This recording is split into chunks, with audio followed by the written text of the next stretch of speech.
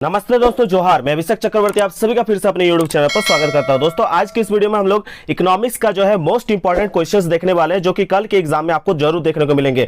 और ये सब क्वेश्चन जो है अधिकतर स्टूडेंट जो है गलत करके आते हैं, इसलिए मैंने एक इसका सीरीज लेकर आया है। जैसा कि आप लोग जानते हैं कि ऑल इन वन का जो सीरीज है उसी का पार्ट 1 जो आप लोग अभी देख पा रहे हैं, और पार्ट 2 जस्ट शाम को अपलोड होगी। उसमें भी आपको मोस्ट इंपॉर्टेंट क्वेश्चन वो भी 5 मार्क्स वाले बताए जाएंगे। तो शुरू से लेकर अंत तक इस वीडियो को जरूर देखिएगा, क्योंकि अगर ये क्वेश्चन छूट जाएंगे तो आपके एग्जाम में डेफिनेटली आप इसे गलत करके आओगे। तो शुरू से लेकर ध्यान से सुनिएगा, और जिनको आता है वो अपना स्कोर चेक कीजिएगा कि जितने क्वेश्चंस मैंने बताया उसमें आपने कितना सही किया। ठीक है दोस्तों, वीडियो स्टार्ट करने से पहले आप सबसे रिक्वेस्ट होगा कि प्लीज इस वीडियो को ज्यादा से ज्यादा शेयर करें, ताकि अधिकतर स्टूडेंट तक ये वीडियो पहुंच पाए। और अगर चैनल पर नया है तो चैनल को please like share and subscribe करना ना भूलिएगा। तो चलिए दोस्तों, पहला क्वेश्चन यहाँ पे देख सकते हैं क्या पूछा गया है। एक व्यक्ति 4 गोलगप्पे का उपभोग करता है, उसे प्रत्येक व्यक्तिगत इकाई से 15 यूटिल्स, 12 यूटिल्स और 10 यूटिल्स तथा 8 यूटिल्स की उपयोगिता प्राप्त होती है।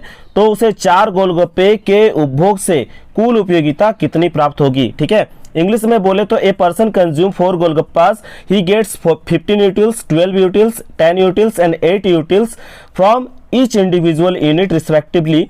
Then what is the total utility he will get from the consumption of 4 golgappas. ठीक है, तो दोस्तों इस क्वेश्चन में पूछा क्या गया है, देख सकते हैं कि 4 गोलगप्पे का उपभोग पूछा गया है। तो पहले वाले गोलगप्पे पर जो है हम लोगों ने जो है कितना यूटिल्स का संतुष्टि मिला दोस्तों, 15 यूटिल्स का।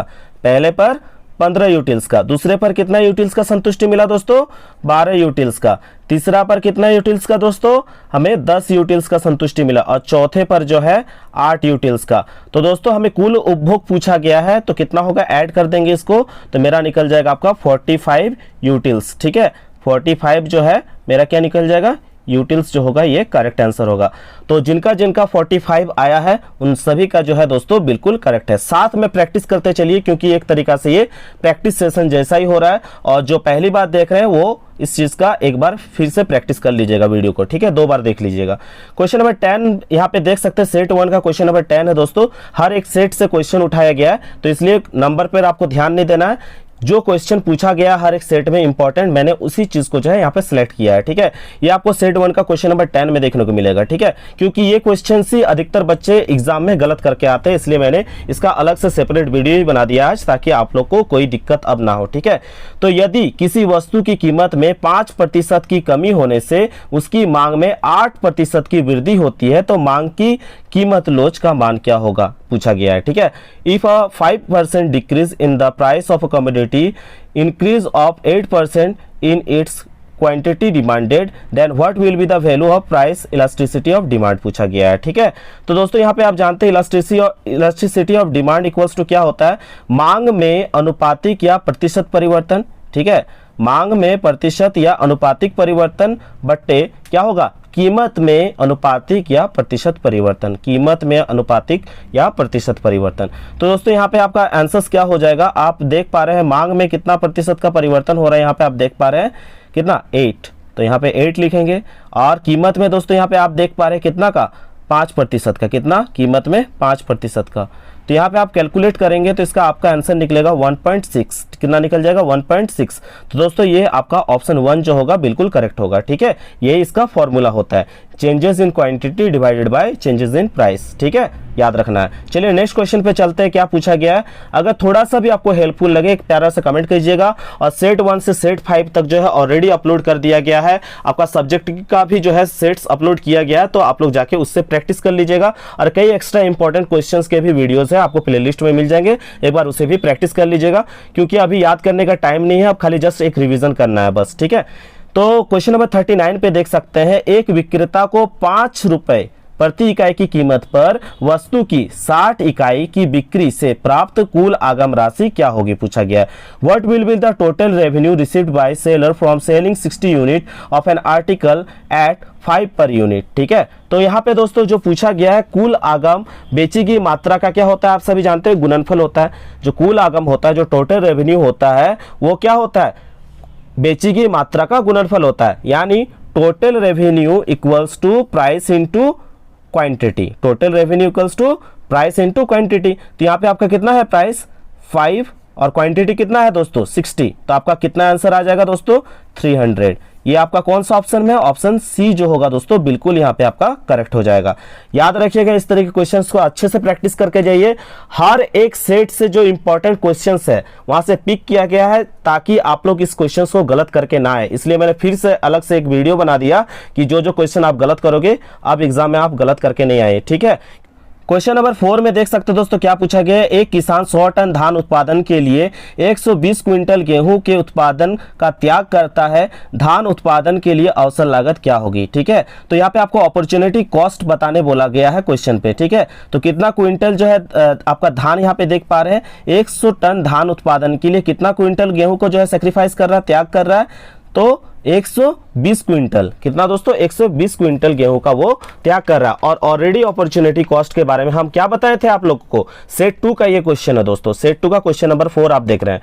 तो 100 टन धान उत्पादन करने के लिए 120 क्विंटल गेहूं के उत्पादन का क्या कर रहा है? त्याग कर रहा है, सेक्रीफाइस कर रहा है। तो यहां प्रत्याग किया गया गेहूं का मूल्य, उत्पादित किए गए गेहूं के मूल्य की क्या होगा दोस्तों?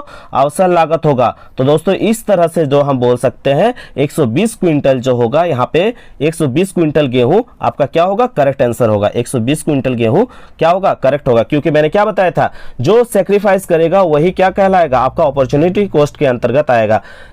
यहां जो है प्रत्याग किया गया गेहूं का मूल्य उत्पादित किए गए धान के मूल्य का क्या है? अवसर लागत कहलाएगा, अपॉर्चुनिटी कॉस्ट कहलाएगा। तो इस तरह से आपका जो है ऑप्शन सी बिल्कुल करेक्ट हो जाएगा, 120 क्विंटल गेहूं।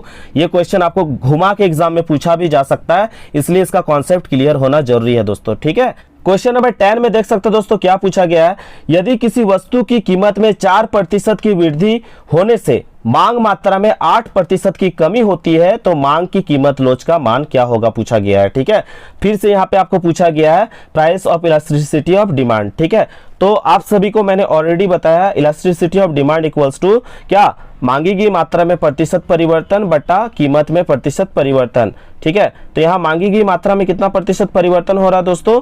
तो चेंजेस इन क्वांटिटी कितना है दोस्तों? यहाँ पे आप देख पा रहे हैं 8 है। कितना है? 8 है। ठीक है, और यहाँ पे आपका चेंजेस इन प्राइस कितना है दोस्तों? आपका 4 है। चेंजेस इन प्राइस है आपका 4। तो इस तरह से इनको जब हम डिवाइड देंगे तो आपका आंसर कितना निकल जाएगा? 2 जो होगा इसका करेक्ट आंसर होगा। ऑप्शन बी जो हो जाएगा दोस्तों आपका करेक्ट होगा बिल्कुल। जिनका ये सही हो रहा है वो लोग अपना आंसर मैच करते चले। ठीक है, और जिनका गलत हो रहा है वो लोग एक बार इससे सीख लेके चले कि आगे एग्जाम में गलत ना हो। फिर क्वेश्चन नंबर 30 में भी देख सकते हैं इसी रिगार्डिंग क्वेश्चन दिया गया। इसके पहले वाला क्वेश्चन था आपका इलास्टिसिटी ऑफ डिमांड से, और यहाँ जो देख पा रहे हैं आपका इलास्टिसिटी ऑफ सप्लाई से क्वेश्चन पूछा गया है। ठीक है, तो दोस्तों याद रखना आपको कुछ चीज कि दोनों का फॉर्मूला सेम ही है, खाली नाम में थोड़ा सा चेंजेस है। ठीक है, यहाँ पे इलास्टिसिटी ऑफ सप्लाई निकालने बोला गया है, तो उसका फॉर्मूला में होगा जैसे वहां मांगी की मात्रा में परिवर्तन होता था, यहाँ पूर्ति की मात्रा में परिवर्तन होगा। ठीक है, तो यहाँ पे पूर्ति की मात्रा में परिवर्तन changes in supply divided by आपका changes in price, changes in price. ठीक है, तो यहाँ पे आपका जो हो जाएगा दोस्तों क्या हो जाएगा? 4 डिवाइडेड 5। तो आप यहाँ पे देख सकते हैं आपका जो है आंसर कितना आ जाएगा? 0.8 जो होगा आपका करेक्ट आंसर होगा। तो यहाँ ऑप्शन सी जो होगा दोस्तों आपका बिल्कुल करेक्ट हो जाएगा। जिनका हो रहा है दोस्तों उन लोग के लिए अच्छी बात है। ठीक है, अगर किसी को डिवाइड देने में प्रॉब्लम हो रहा है तो मैं यहाँ डिवाइड देके भी आपको बता देता हूँ, बहुत सारे बच्चों को इसमें भी प्रॉब्लम हो जाता है। ठीक है, तो यहाँ पे आप देख रहे कम हो रहा है तो 0 देके हम यहाँ डेसिमल देंगे तो यहाँ एक 0 मिल जाएगा हमको, और 5 का टेबल में 8 बार में ये कट जाएगा। ठीक है, तो इस तरह से आप देख सकते हैं 0.8 जो होगा आपका करेक्ट आंसर आ जाएगा। क्वेश्चन नंबर 40 में देख सकते हैं दोस्तों क्या पूछा गया सेट 2 में। एक एकाधिकारी के लिए उत्पादन के विभिन्न स्तर पर मार्जिनल रेवेन्यू और मार्जिनल कॉस्ट के निम्न तालिका में दर्शाया गया है। संतुलन की अवस्था में वस्तु की कितनी इकाई का उत्पादन करेगा? ठीक है, तो यहाँ पे जो आपको निकालना है बोला गया है यहाँ पे produce in the state of equilibrium. ठीक है, तो संतुलन की अवस्था में पूछा गया कितना उत्पादन करेगा? How many units will it produce in equilibrium state. ठीक है, तो दोस्तों आप जानते हैं यहाँ पे आपको गिवन है क्या? मार्जिनल रेवेन्यू और मार्जिनल कॉस्ट। ठीक है, और यहाँ संतुलन की अवस्था आपको कहाँ दिखाई मिल रहा है? आप थोड़ा ध्यान दीजिएगा। ये दोनों जो है आपको संतुलन की अवस्था में यहाँ पे आप देख पा रहे हैं। देखिए मार्जिनल रेवेन्यू भी 4 है और मार्जिनल कॉस्ट भी 4 है। यहाँ संतुलन की अवस्था आपको दिखाई दे रहा है। ठीक है, तो संतुलन की अवस्था में पूछा गया है। तो संतुलन की अवस्था में दोस्तों जो मार्जिनल कॉस्ट और मार्जिनल रेवेन्यू जो होता है वो बराबर होता है, ठीक है। और यहाँ बराबर होने पर कितना इकाई का उत्पादन हो रहा है दोस्तों, 6। कितना दोस्तों, और यहाँ कितना उत्पादन हो रहा है, 6। तो आपका उत्पादन ही पूछा गया है। तो यहाँ पे आपका ऑप्शन जो होगा दोस्तों, बिल्कुल आपने ठीक सोचा, ऑप्शन 6 जो होगा यहाँ पे, सी जो होगा करेक्ट होगा, ठीक है। ऑप्शन सी और आंसर 6 जो होगा ये करेक्ट होगा, ठीक है। चलिए अब दोस्तों हम लोगों ने जो है सेट 1 और सेट 2 का सभी क्वेश्चंस को देख लिया, जो कि आपका मैथमेटिक्स से रिलेटेड, आपका इकोनॉमिक्स में जो भी क्वेश्चंस थे जिसमें आपको सबसे ज्यादा डर था, मैंने उसको सबको कंप्लीट कर दिया। अब हम लोग सेट 3 में जो है क्वेश्चंस देख लेते हैं, जो कि आपका इंपॉर्टेंट क्वेश्चंस में से है। तो दोस्तों यहाँ पे आप देख सकते हैं, पूछा गया किसी वस्तु का मांग फलन Q इक्वल्स टू 20 - 2p दिया गया है। Q इक्वल्स टू 20 - 2p, ठीक है। जहां यहाँ पे आपका थोड़ा मिस्टेक हुआ है टाइपिंग में। यहाँ आपका क्वेश्चन में देखिएगा क्या दिया है आपका मॉडल सेट में कि P लेस देन और इक्वल्स टू 10 दिया गया है, ठीक है। तथा बाजार में उस वस्तु के कितने उपभोक्ता है, इसको ध्यान रखिएगा, 20 उपभोक्ता है। वस्तु के लिए बाजार मांग फलन ज्ञात करे बोला गया है। तो वस्तु के लिए बाजार मांग फलन निकालने के लिए बोला गया है, the market demand function for the commodity निकालने के लिए बोला गया है। तो ये जो आपका दिया गया है यहाँ पे आप देख पा रहे हैं, ये एक उपभोक्ता के लिए हमको निकालने कितने उपभोक्ता के लिए बोला गया है, 20 उपभोक्ता के लिए, ठीक है। तो यहाँ पे हम लोग कुछ नहीं करना है, ये जो पूरा है इसको हमको 20 से मल्टीप्लाई कर देना है, तो ये 20 उपभोक्ता के लिए निकल जाएगा, ठीक है। तो पहले 20 को मल्टीप्लाई करेंगे किससे, 20 से, तो आपका कितना हो जाएगा 400, और यही 20 मल्टीप्लाई होगा किससे, 2 से, तो आपका हो जाएगा क्या 40p। तो यहाँ पे आप देख सकते हैं 400 - 40p कौन सा ऑप्शन में आपको दिखा है, मेरा ऑप्शन बी जो होगा बिल्कुल यहाँ पे आपका करेक्ट हो जाएगा, ठीक है। ये है आपका 20 उपभोक्ता का मांग फलन, ठीक है। तो इस तरह से हम लोगों ने कैलकुलेट किया। अगर यहाँ पे आपका 30 कर दे, 40 कर दे और इस तरह क्वेश्चन आए तो आप उसे छोड़ के मत आइएगा, ठीक है। चलिए आगे क्वेश्चंस को देख लेते हैं। क्या पूछा गया है कि एक उपभोक्ता अपनी आय 20 रुपए के 2 वस्तुओं रसगुल्ला और गुलाब जामुन पर खर्च करने को इच्छुक है, ठीक है। जो क्वेश्चन सेट किए हैं ना, उन लोगों ने भर भर के रसगुल्ला और गुलाब जामुन के क्वेश्चंस देखने को मिले, आप सभी ने देखा है मॉडल सेट में, उनको काफी ज्यादा पसंद है और आप सबको भी पसंद होगा दोस्तों, बिल्कुल, ठीक है।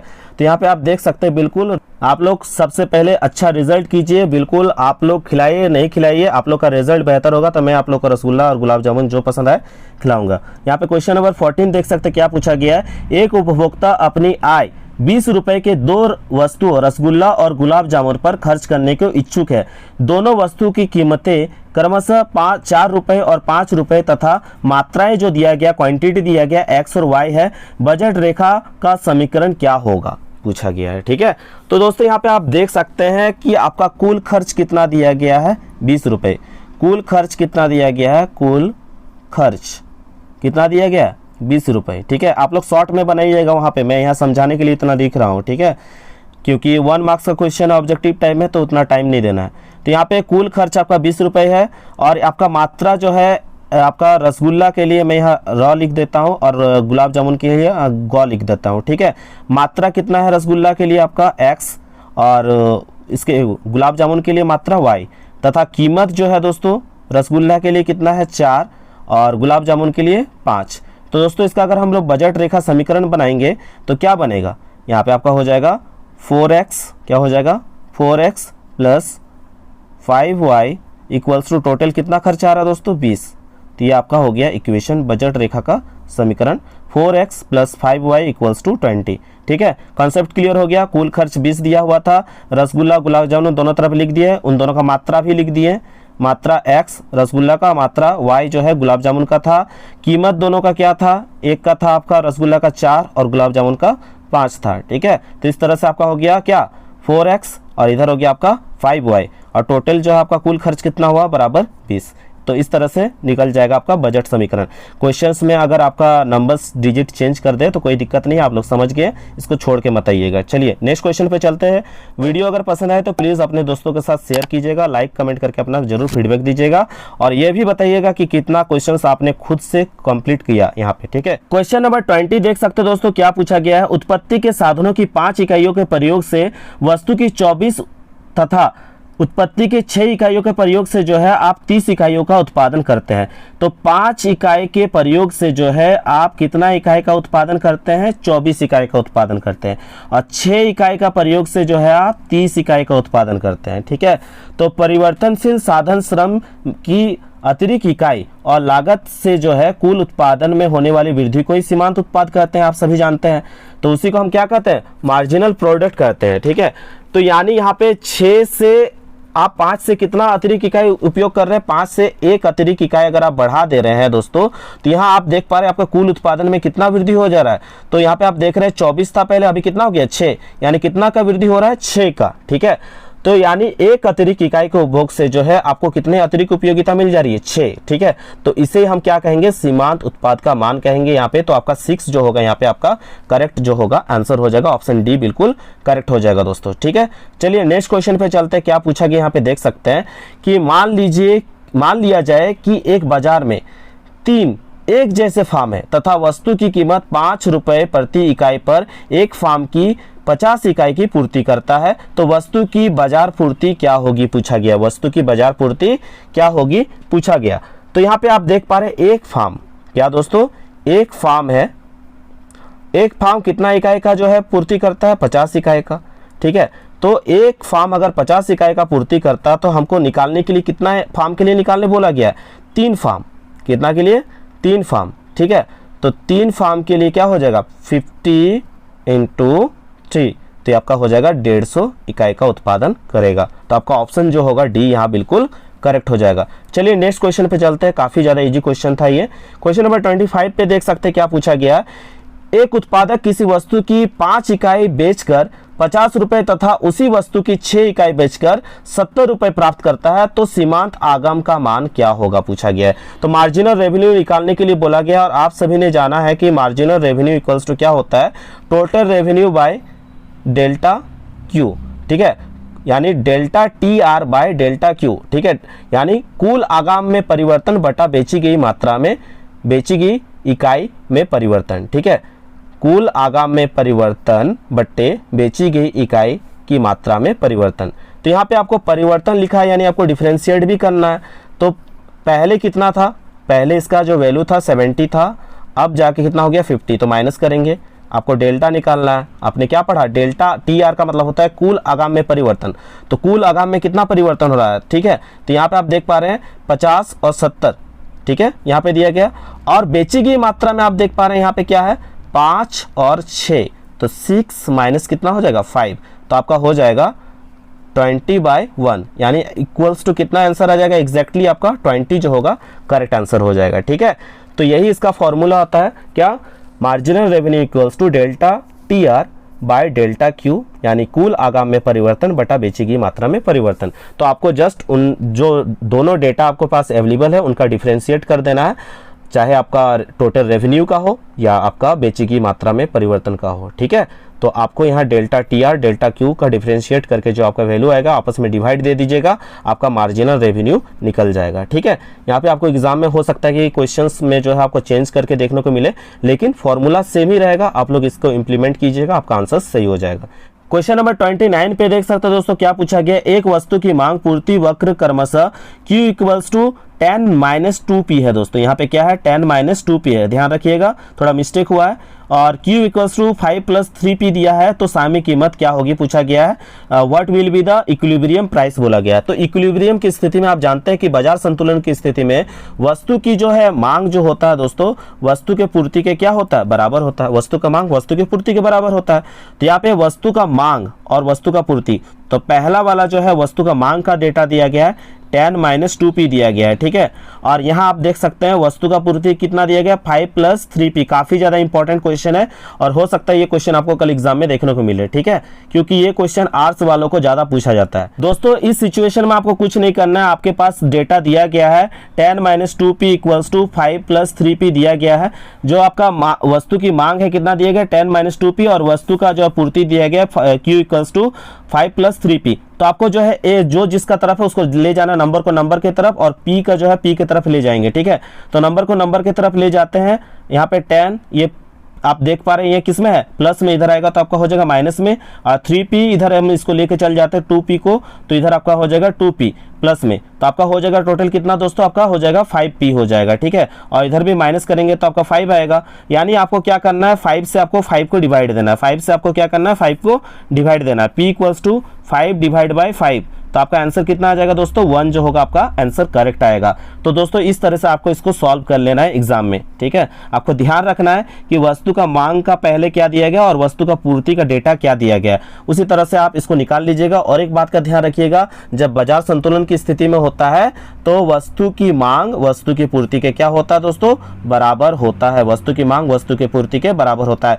इस चीज को जब तक आप ध्यान में नहीं रखिएगा तो आपका ये गलत हो जाएगा, इस चीज को आपको ध्यान रखना है, ठीक है। चलिए नेक्स्ट क्वेश्चन पे चलते हैं, क्या पूछा गया। तो इस तरह से इसका आंसर क्या आया था दोस्तों, ऑप्शन 1 जो होगा करेक्ट हो जाएगा, ऑप्शन ए और 1 आंसर करेक्ट हो जाएगा। क्वेश्चन नंबर 30 देख सकते हैं दोस्तों, ठीक है। इसका सेट का जो है क्वेश्चन नंबर 30 में क्या पूछा गया, किसी वस्तु की कीमत में 5% की वृद्धि करने से उसकी पूर्ति की मात्रा में 4% की वृद्धि होती है, तो पूर्ति की कीमत लोच क्या होगी। तो पूर्ति की कीमत लोच पूछा गया, इलास्टिसिटी ऑफ सप्लाई पूछा गया, तो पूर्ति की मात्रा में परिवर्तन बटा पूर्ति की मात्रा में प्रतिशत परिवर्तन बटा क्या, कीमत में प्रतिशत परिवर्तन, तो क्या हो जाएगा 4 डिवाइड बाई 5, आपका क्या आंसर आ जाएगा 0.8 जो होगा आपका करेक्ट हो जाएगा, ऑप्शन सी जो होगा बिल्कुल करेक्ट हो जाएगा। बहुत सारा क्वेश्चन ऐसे सेट में देखने को मिल रहा है, हो सकता है कि आप लोग को जरूर एग्जाम में देखने को मिलेगा, ठीक है।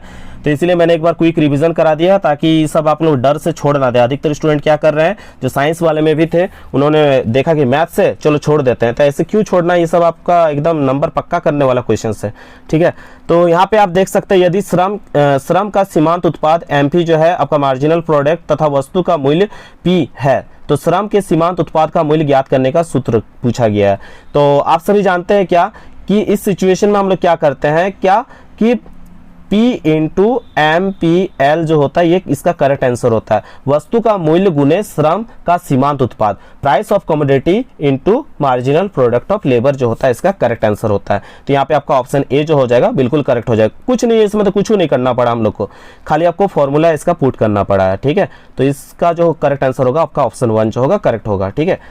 हड़बड़ाना नहीं है, क्वेश्चंस को एक बार प्रैक्टिस कर लीजिए ध्यान से, हो सके एक बार मॉर्निंग में भी देख लीजिएगा तो आपका याद हो जाए। क्वेश्चन नंबर 10 में देख सकते हैं दोस्तों क्या पूछा गया। अब हम लोग सेट 4 का क्वेश्चन देख रहे हैं दोस्तों। सेट 1, सेट 2, सेट 3 कंप्लीट हो चुका है, जो आपका मैथमेटिक्स से रिलेटेड आपका क्वेश्चंस थे इकोनॉमिक्स में। अब हम लोग सेट 4 का क्वेश्चन देख रहे हैं, क्या पूछा गया क्वेश्चन नंबर 10 में, आप देख सकते हैं सेट 4 का अपने, ठीक है, कि यदि किसी वस्तु की मांग वक्र का समीकरण Q इक्वल्स टू 10P है, तो वस्तु की प्रति इकाई कीमत 2 रुपए होने पर वस्तु की मांग मात्रा क्या होगी पूछा गया है, ठीक है। तो आप इस चीज का भी आंसर आसानी से दे सकते हैं, आपको क्वेश्चंस में ही दिया गया है। Q इक्वल्स टू क्या दिया गया आपका 10P, ठीक है। आपको बोल दिया गया कीमत की जगह पे आपको कितना पुट करना है, प्राइस की जगह पे आपको पुट करना है दोस्तों 2 पुट करना है, डायरेक्ट इसका आंसर आ जाएगा आपका 8। तो इस तरह क्वेश्चंस को छोड़ के आना बुड़बकी नहीं तो क्या होगा, तो बिल्कुल भी इस क्वेश्चन को छोड़कर मत आइएगा। और प्लीज अपने दोस्तों के साथ ज्यादा से ज्यादा शेयर करें, क्योंकि अधिकतर बच्चे इकोनॉमिक्स का मैथ्स रिलेटेड क्वेश्चन देख लिए कि छोड़ दिए, बोले इसको टच ही नहीं करना है, ठीक है। जबकि OMR सीट का क्वेश्चन है, आप लोग इस चीज पे आसानी से आप आंसर्स ला सकते हैं, ज्यादा टफ क्वेश्चन नहीं दिया जाएगा 1 मार्क्स में, ठीक है। तो प्लीज इस वीडियो को जो है ज्यादा से ज्यादा शेयर कर दे ताकि आपके फ्रेंड्स का भी हेल्प हो जाए, ठीक है। क्वेश्चन नंबर 12 पे चलते हैं, क्या पूछा गया है। डरना नहीं है, जितना पढ़ा है काफ़ी है, आप लोग जान के जाइए कि आप कंप्लीट कर लिए हैं, आप एग्जाम में सभी क्वेश्चंस को अटेम्प्ट करके आ रहे हैं, ठीक है।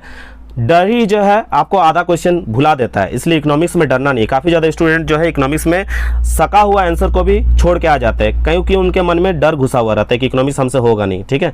तो पूछा गया यहाँ पे कि माना कि एक बाजार में केवल 2 उपभोक्ता है तथा एक वस्तु के लिए जिनकी मांग निम्न तालिका में दर्शाया गया। ये क्वेश्चन दोस्तों आप लोगों ने देखा कि ये क्वेश्चन साइंस और कॉमर्स वालों को भी पूछा गया था। अब बहुत सारे स्टूडेंट जो क्या किए इस क्वेश्चन को छोड़ के आ गए, तो इसको छोड़ने वाली कोई बात ही नहीं था। इसमें एक मैंने क्या बताया था, ट्रिक भी बता दिया था जिन्होंने मॉडल सेट देखा है, कि यहाँ पे जो पूछा गया है कि 2 उपभोक्ता है, ठीक है, तो 2 उपभोक्ता है तो उनका पूछा गया है कि मांग में निम्न तालिका में दर्शाया गया है, तो वस्तु की कीमत 4 पर, यहां पे ध्यान नहीं दिए थे उन लोगों ने, वस्तु की कीमत 4 पर जो है वस्तु की बाजार मांग क्या होगा, बाजार मांग मात्रा क्या होगा।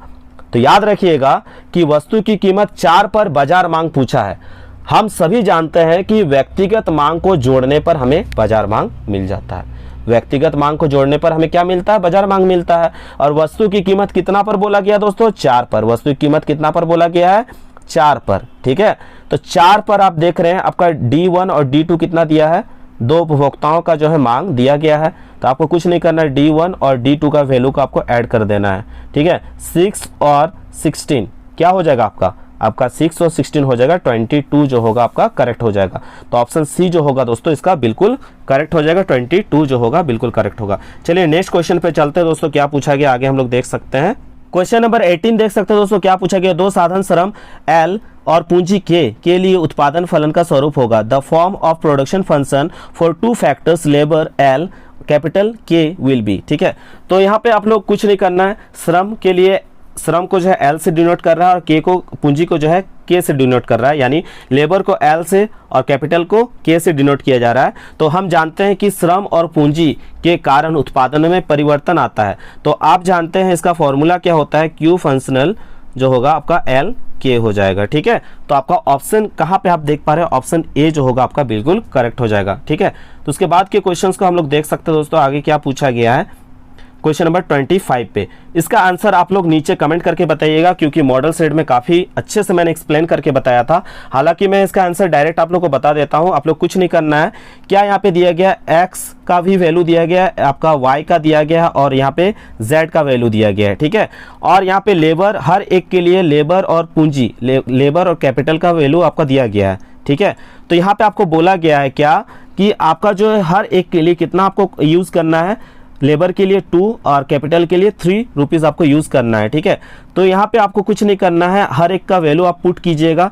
x के लिए पहले पुट कीजिएगा, x का जो है आपका L का वैल्यू दिया गया है, कितना दिया गया है? 6 और K का वैल्यू दिया गया आपका 3। ठीक है, तो इसको मल्टीप्लाई करेंगे हम कितना से? आपका लेबर के लिए बोला गया है यूज़ करने के लिए 2 रुपीज़ को, लेबर के लिए 2 यूज़ करेंगे। और कैपिटल के लिए बोला गया आपको कितना यूज़ करने के लिए दोस्तों? आपको कैपिटल के लिए 3 यूज़ करने के लिए बोला गया है। तो आप इसको कैलकुलेट करेंगे तो कितना हो जाएगा? 6 2 जा 12 और 3 3 जा 9। तो आपका आंसर कितना आ जाएगा दोस्तों? 21 आएगा आंसर। ठीक है, इसका तो 21 आया, किसका? x का, कम्युनिटी x का जो है आंसर आ गया आपका 21। उसी तरह से आप y का वैल्यू पुट करके निकालिएगा, x का आ गया मेरा कितना? 21 आ चुका है। उस तरह से हम y का अगर निकालेंगे तो y का L का वैल्यू दिया गया 4 और K का वैल्यू दिया गया यहाँ पे 4। ठीक है, लेकिन यहाँ पे लेबर के लिए हमको कितना रुपीज़ यूज़ करना है दोस्तों? लेबर के लिए आप लोगों ने देखा 2 यूज़ कर रहे हैं, और आपका कैपिटल के लिए हम लोग कितना यूज़ कर रहे हैं? आपका कैपिटल के लिए यूज़ कर रहे हैं आप 3। तो आप इसको कैलकुलेट कीजिएगा, 4 2 जा 8 4 3 जा 12, तो आपका आंसर आ जाएगा 20। तो आप लोग सब आप उसके बाद जो है जितना भी दिया गया आप उसका कैलकुलेट कीजिएगा, तो देखिएगा आपका y ही जो है सबसे कम आपका आएगा आंसर में। ठीक है, तो y के संयोग में सबसे कम लागत लग रहा है, इसलिए y उत्पादन के लिए साधन संयोग का चयन करेंगे। ठीक है, काफ़ी अच्छे से एक्सप्लेन किया था, आप लोग खुद इसे प्रैक्टिस कीजिएगा। मॉडल सेट 4 में देखिएगा, मैंने इसको काफ़ी अच्छे से एक्सप्लेन किया। अगर बनाने जाएंगे तो काफ़ी ज़्यादा बड़ा बन जाएगा वीडियो, मैंने इसको ऑलरेडी एक्सप्लेन किया हुआ, हालांकि हिंट्स दे दिए आपको, आप लोग इसे खुद भी प्रैक्टिस कीजिए। आपका आंसर क्या होगा दोस्तों? बिल्कुल y जो होगा करेक्ट होगा। ठीक है, आपका जब निकालिएगा तो x का 21 आएगा, y का आएगा आपका 20 और z का आ जाएगा दोस्तों, मैं आपको बता दे रहा हूँ 24। आप लोग कैलकुलेट कर लीजिएगा। तो यहाँ देख रहे हैं आप सबसे कम जो है y संयोग में सबसे कम लागत लग रहा है, सबसे कम कॉस्ट किस में लग रहा है? y संयोग में। ठीक है, यहाँ आपका पूंजी भी कम लग रहा है और आपका लेबर भी कम लग रहा है, तो y वाला जो है आपका संयोग में सबसे कम लागत लग रहा है, इसलिए y उत्पादन के लिए साधन संयोग का चयन हम लोग करेंगे। ठीक है, यही पूछा गया था, यही तो इकोनॉमिक्स है। आपको इकोनॉमिक्स क्या सिखाता है? यही तो सिखाता है ना, कि जिसमें आपका लागत कम लगे, जिसमें लेबर कैपिटल कम लगे और मुनाफा आपको सबसे अच्छा मिले, तो उसी को हम लोग को लेकर आगे चलना है, जिससे कम कॉस्ट में अच्छा वैल्यूएबल प्रोडक्ट हम बना पाए और लोगों के बीच दे पाए। ठीक है, चलिए आगे के बीच क्वेश्चंस को देख लेते हैं। क्वेश्चन नंबर 26 में क्या देखते हैं कि अल्पकाल में एक उत्पादक को 50 रुपए की लागत का वहन करना ही पड़ता है, चाहे वो उत्पादन करे ना करे। वस्तु की 10 इकाई उत्पादन करने के लिए परिवर्तनशील साधनों पर 60 रुपए खर्च करना होता है। औसत कुल लागत का मान क्या होगा पूछा गया है। ठीक है, तो ऑलरेडी आप सभी ने पढ़ा है औसत कुल लागत यानी average total cost equals to total cost by quantity. तो टोटल कॉस्ट कितना है दोस्तों, टोटल कॉस्ट का आप लोग जानते हैं एक फॉर्मूला क्या होता है, total cost equals to TFC plus TVC। तो TFC आपका दिया हुआ है, आप लोगों ने देखा कितना दिया है, TFC आपका 50 दिया हुआ है, ठीक है, TFC कितना दिया है, 50 दिया हुआ है, और TVC आपका कितना दिया है, 60 दिया है, ठीक है। तो आपका कितना टोटल कॉस्ट हो जाएगा, टोटल कॉस्ट हो जाएगा आपका 110। तो यहाँ आपका टोटल कॉस्ट निकल चुका है 110। क्वांटिटी आपके सामने है, कितना है क्वांटिटी दोस्तों, आपका 10 है। क्वांटिटी भी आपका दिया हुआ है क्वेश्चन में, आप देख सकते हैं 10 कितना दिया हुआ है, 10 दिया हुआ है। तो आपको कुछ नहीं करना है, इसको डिवाइड दे दीजिएगा, 11 आपका निकल जाएगा आंसर। तो आपका ऑप्शन सी जो होगा करेक्ट हो जाएगा। चलिए क्वेश्चन नंबर आप देख सकते हैं सेट का 30, ठीक है, सेट 4 का क्वेश्चन नंबर 30 में क्या पूछा गया, यदि किसी वस्तु की कीमत 4% की कमी करने से उसकी पूर्ति में 5% की वृद्धि हो जाती है तो वस्तु की पूर्ति होगी, ठीक है। तो यहाँ पे हम लोग को कुछ नहीं करना है, इलास्टिसिटी ऑफ सप्लाई का आप लोग जानते हैं क्या होता है, पूर्ति की मात्रा में परिवर्तन बटा कीमत की मात्रा में प्रतिशत परिवर्तन। तो यहाँ पे आपका क्या हो जाएगा आंसर, 5/4 अगर आप डिवाइड दीजिएगा आपका आएगा 1.25। तो यहाँ पे देख पा रहे हैं हम लोग क्या कि यहाँ जो है दोस्तों इलास्टिसिटी ऑफ सप्लाई जो है क्या है, 1 से ज़्यादा है इसका वैल्यू। इलास्टिसिटी ऑफ सप्लाई का वैल्यू जो है 1 से क्या है, ज़्यादा है। तो 1 से ज़्यादा होने पर, 1 से अधिक होने पर क्या कहते हैं, इकाई से अधिक। 1 से अधिक होने पर क्या कहते हैं, इकाई से अधिक, यानी उसको हम कहते हैं सापेक्षिक लोचदार। उसे हम क्या कहते हैं, सापेक्षिक लोचदार, ठीक है। तो सापेक्षिक लोचदार जो होगा इसका करेक्ट हो जाएगा, ठीक है। चलिए आगे क्वेश्चंस को चलते हैं, क्या पूछा गया यहाँ पे देख सकते हैं। क्वेश्चन नंबर 40, क्वेश्चन नंबर 40 में पूछा गया है, नीचे दिए गए फॉर्म के लिए सीमांत आगम अनुसूची, सीमांत आगम क्या दिए गए, अनुसूची से वस्तु की 5 इकाई उत्पादन के लिए कुल आगम क्या होगा, ठीक है। तो यहाँ कुल आगम निकालने के लिए बोला गया, और कुल आगम का आप लोगों को ऑलरेडी फॉर्मूला मालूम होना चाहिए। कुल आगम का टोटल रेवेन्यू का एक फॉर्मूला होता है सिग्मा एम आर, ठीक है। तो जहाँ तक के लिए बोला जाए वहाँ तक के डेटा को आपको क्या करना है, ऐड कर देना है, ठीक है। तो 5 इकाई तक का, तो कहाँ तक का बोला गया, 5 इकाई। 5 इकाई कहाँ है, यहाँ। तो 5 इकाई तक के लिए तो हम लोग क्या करेंगे, टोटल यहाँ तक के लिए जितना सीमांत आगम है उसको हम लोग ऐड कर देंगे। तो 10 + 8 + 6 + 4 + 2 कितना हो जाएगा दोस्तों, 30। कितना हो जाएगा, 30। तो यहाँ आपका कितना आ जाएगा, 30 जो होगा दोस्तों, ऑप्शन सी जो होगा बिल्कुल करेक्ट हो जाएगा। क्वेश्चन नंबर 7 में देख सकते हो दोस्तों क्या पूछा गया है कि निम्नलिखित तालिका एक उपभोक्ता के लिए कुल उपयोगिता तालिका है। यदि वस्तु की प्रति इकाई कीमत 5 रुपए हो तो संतुलन की अवस्था में उपभोक्ता वस्तु की कितनी इकाई प्राप्त करना चाहेगा, ठीक है। तो यहाँ पे दोस्तों सीधा सीधी बात है कि आपको बोला गया है पांचवा इकाई के लिए बोला गया है। तो आपका 5वां इकाई के लिए क्या होगा, मार्जिनल यूटिलिटी इक्वल्स टू जो होता है फॉर्मूला दोस्तों, यहाँ पे आप जानते हैं क्या करते हैं, total utility n minus total utility n-1, ठीक है। तो टोटल 5वां इकाई के लिए बोला गया। तो 5वां इकाई के लिए आप देख सकते हैं 5वां इकाई के लिए क्या है, 36 है। आप लोग देख लीजिएगा, आपका नाम मॉडल सेट में, यहाँ पे इस चीज़ को मैं प्रिंट नहीं कर पाया, यहाँ पे 36 दिया गया। और total utility n-1 that means उसके आगे का वैल्यू, उसके आगे का वैल्यू कितना दिया गया, 31। तो आपका आंसर कितना आ जाएगा दोस्तों, 36 से आप 31 को अगर माइनस करेंगे तो आपका आंसर आ जाएगा 5। तो दोस्तों इसका करेक्ट आंसर हो जाएगा आपका ऑप्शन बी जो होगा बिल्कुल करेक्ट होगा, 5 करेक्ट हो जाएगा। आगे पीछे हो गया, आप लोग इसको एडजस्ट कर लीजिएगा, ठीक है। क्वेश्चन नंबर 10 को देख सकते हो दोस्तों क्या पूछा गया है, यदि वस्तु की मांग वक्र का समीकरण क्या दिया गया है, Q = 15/2p दिया हुआ है, Q = 15/2p दिया है, और वस्तु का कीमत दे दिया है, कितना लेना है, वस्तु कीमत की जगह हमें कितना पुट करना है, 1 पुट करना है। ये क्वेश्चन ऑलरेडी बताया हुआ है। तो 15 माइनस क्या हो जाएगा 2 इक्वल्स टू कितना आ जाएगा दोस्तों, आपका 13 जो होगा करेक्ट आंसर हो जाएगा, ऑप्शन बी जो होगा बिल्कुल करेक्ट होगा। दोस्तों हम लोग क्वेश्चन नंबर 12 देख सकते हैं क्या पूछा गया, माना कि एक बाजार में केवल 2 उपभोक्ता है एक वस्तु के लिए जिनकी मांग निम्न तालिका में दिखाया गया है। यहाँ पे आपको तालिका दिया गया, दिखाया गया वस्तु कीमत 3 पर, वस्तु कीमत 3 पर बोला गया है बाजार मांग की मात्रा क्या होगी। तो वस्तु की कीमत 3 पर बाजार मांग पूछा है। तो ये क्वेश्चन अभी हम लोगों ने सेट 4 में भी बनाया और सेट 5 में भी दिया गया। तो दोस्तों इसमें कुछ नहीं करना है, आपको मालूम होना चाहिए कि कितना कीमत पर बोला गया, ये ध्यान रखना है। और एक ध्यान रखना बात को कि हम लोग जानते हैं कि व्यक्तिगत मांग को जोड़ने पर बाजार मांग मिलता है। तो यहाँ आपका व्यक्तिगत मांग देख पा रहे 7 और कितना है 18, क्या बोले थे D1 + D2। तो 7 + 18 कितना हो जाएगा 25, कितना आ जाएगा दोस्तों 25, 25 जो होगा इसका करेक्ट आंसर हो जाएगा, ऑप्शन सी बिल्कुल करेक्ट होगा, ठीक है। चलिए नेक्स्ट क्वेश्चन पे देखते हैं क्या पूछा गया है। ये भी क्वेश्चन आपका इजी क्वेश्चंस में से है और इस तरह के क्वेश्चंस को बिल्कुल छोड़ के मत आइएगा, फिर से मैं बार बार कह रहा हूँ, इसलिए सभी क्वेश्चंस को मैंने ले लिया जिसमें आप लोग का थोड़ा डर रहता है। क्वेश्चन नंबर यहाँ पे 13 पे देख पा रहे सेट 5 का बजट रेखा ढाल। तो बजट रेखा ढाल आप जानते हैं क्या फॉर्मूला होता है, P X by P Y. P X by क्या होता है, पी वाई, ठीक है। तो यहाँ पे आप देख पा रहे हैं क्या पी एक्स का वैल्यू क्या है 3 है और y का वैल्यू क्या है 4 है। तो यहाँ पे आप 3/4 कहाँ देख रहे हैं, ऑप्शन बी जो होगा आपका बिल्कुल करेक्ट हो जाएगा। चलिए अगले क्वेश्चन पे देखते हैं। क्वेश्चन नंबर 18 पे क्या पूछा गया है। 18 में पूछा गया है यहाँ पे आपका सेट 5 में कि दो साधन श्रम, ठीक है, एल और पूंजी के के उत्पादन के लिए आपका फिर से दिया गया वही क्वेश्चन उस तरीके के 5L + 3K। तो श्रम और पूंजी के 100 इकाई, कितना इकाई, 100 इकाई के रोजगार की वस्तु की डैश अधिकतम मात्रा का उत्पादन हो सकता है। तो श्रम के लिए भी और पूंजी के लिए दोनों के लिए 100 बोला गया, तो दोनों को ही 100 से आप मल्टीप्लाई कीजिएगा तो आपका हो जाएगा 500 + 300 इक्वल्स टू कितना आ जाएगा दोस्तों 800। आपका ऑप्शन सी जो होगा दोस्तों बिल्कुल करेक्ट हो जाएगा, ठीक है। क्वेश्चन नंबर 21 देख सकते हैं दोस्तों सेट 5 का क्या पूछा गया। दो साधन एल तथा के के लिए उत्पादन फलन दिया गया है Q = AL अल्फा के बीटा।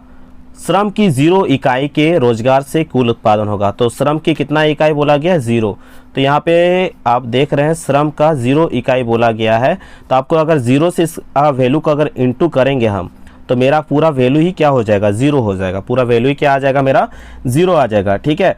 तो यहाँ पे आपका 0 जो होगा करेक्ट आंसर होगा, ऑप्शन ए जो होगा बिल्कुल करेक्ट हो जाएगा, ठीक है।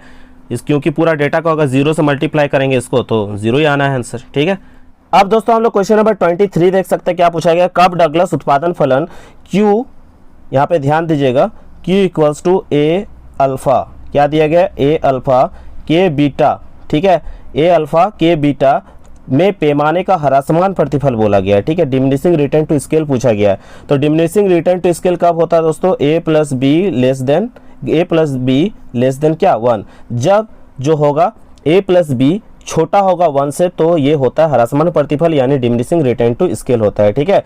अगर A + B = 0 होता तो हम कहते हैं उसे कांस्टेंट रिटर्न टू स्केल। क्या कहते हैं, कांस्टेंट रिटर्न टू स्केल, ठीक है। अगर A + B ग्रेटर देन अगर आपका होगा, A + B अगर ग्रेटर देन 1 होगा तब हम उसे कहेंगे इंक्रीजिंग रिटर्न टू स्केल यानी वृद्धिमान प्रतिफल कहेंगे। लेकिन यहाँ पे हमें पूछा गया ह्रासमान प्रतिफल, तो इसलिए आपका ऑप्शन सी जो होगा करेक्ट हो जाएगा। A + B लेसर देन 1 यानी A + B का मान जो है छोटा है 1 से, तब यह होगा ह्रासमान प्रतिफल, ठीक है।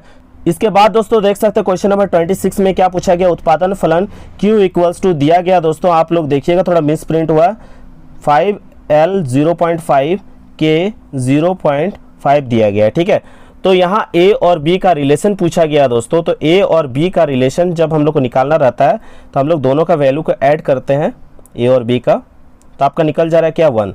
और मैंने क्या बताया था A + B अगर 1 का इक्वल हो तो उसे हम कहते हैं स्थिर प्रतिफल, कांस्टेंट रिटर्न टू स्केल, कब डगलस के रूल के अनुसार, ठीक है। तो ये आपका कांस्टेंट हो जाएगा आंसर, ठीक। क्वेश्चन नंबर 30 क्या पूछा गया दोस्तों, यहाँ पे देख सकते हैं किसी वस्तु की कीमत में 4% की कमी करने से उसकी पूर्ति की मात्रा में 3% की वृद्धि हो जाती होगी। तो वस्तु की पूर्ति कैसी होगी, आपका पूर्णतया बेलोचदार होगा, परफेक्टली इनइलास्टिक होगा, पूर्णतया लोचदार होगा, परफेक्टली इलास्टिक होगा, ऑप्शन सी सापेक्षिक लोचदार होगा या सापेक्षिक बेलोचदार होगा। आप लोग इसका आंसर नीचे कमेंट करके बताइएगा। पहले आप लोग एक जानते हैं rule, elasticity of supply equals to क्या होता है, आपका पूर्ति की मात्रा में परिवर्तन बट्टा कीमत में प्रतिशत परिवर्तन, कीमत में प्रतिशत परिवर्तन। इसको आप लोग निकाल लीजिएगा। आप देखिएगा कि क्या आंसर आपका आ रहा है, नीचे कमेंट करके बताइएगा। तो अगर E elasticity of supply less than 1 आता है तो आपका क्या आंसर होगा, इकाई से कम होने पर आप जानते हैं कि सापेक्षिक बेलोचदार होगा। तो नीचे आप लोग कमेंट करके बताइएगा कि इसका आंसर क्या होगा, ठीक है। तो आशा करते दोस्तों आज का ये वीडियो आपको काफ़ी हेल्पफुल लगा होगा। और अगर आप लोग को किसी भी क्वेश्चन में कहीं भी डाउट हो तो नीचे कमेंट कीजिएगा, मैं उस पर भी वीडियो बना के आप लोग को जल्द से जल्द प्रोवाइड कर दूंगा। टोटल नंबर ऑफ क्वेश्चन जो कि मैंने आप लोगों को दोस्तों सेट 1 से लेकर सेट 5 तक कंप्लीट कराया, 35 क्वेश्चन था। आप लोगों ने 35 में कितना आंसर करेक्ट किया, खुद से यदि प्रैक्टिस किए तो आप लोग नीचे ईमानदारी से बताइएगा कितना आपका सही हुआ है। अगर सही नहीं हुआ, ज़्यादा गलती हुआ तो इस वीडियो को 2 बार देख लीजिएगा और प्रैक्टिस करके जाइएगा, ताकि आप जो है 5 से 10 नंबर अपना कंफर्म करके जाए कि ये क्वेश्चंस मैं एग्जाम में नहीं छोड़ के आऊँ, क्योंकि इजी क्वेश्चन है। ठीक है, बच्चे डर से इसको क्वेश्चंस को छोड़ के आ जाते हैं, तो आप लोग प्लीज़ इसे छोड़ के मत आइएगा। और 5 मार्क्स वाले किसी को लॉन्ग आंसर टाइप क्वेश्चंस में आपको कोई दिक्कत हो तो नीचे कमेंट कीजिएगा, मैं उस पर भी अभी वीडियो बना के अपलोड कर दूंगा। ठीक है, जिस पर भी दिक्कत हो आप लोग बेझिझक नीचे कमेंट कीजिएगा, मैं जल्द से जल्द वीडियो बनाने की कोशिश करूंगा। तबीयत जैसा भी रहे कोई दिक्कत नहीं है। ठीक है, मैं अभी जस्ट आप लोग को वीडियो अपलोड करके देने की कोशिश करूंगा। प्लीज़ इस वीडियो को ज़्यादा से ज़्यादा शेयर कीजिएगा। अगर वीडियो पसंद आया तो please like share and comment करना ना भूलें। तब तक के लिए दोस्तों धन्यवाद। जय हिंद, वंदे मातरम।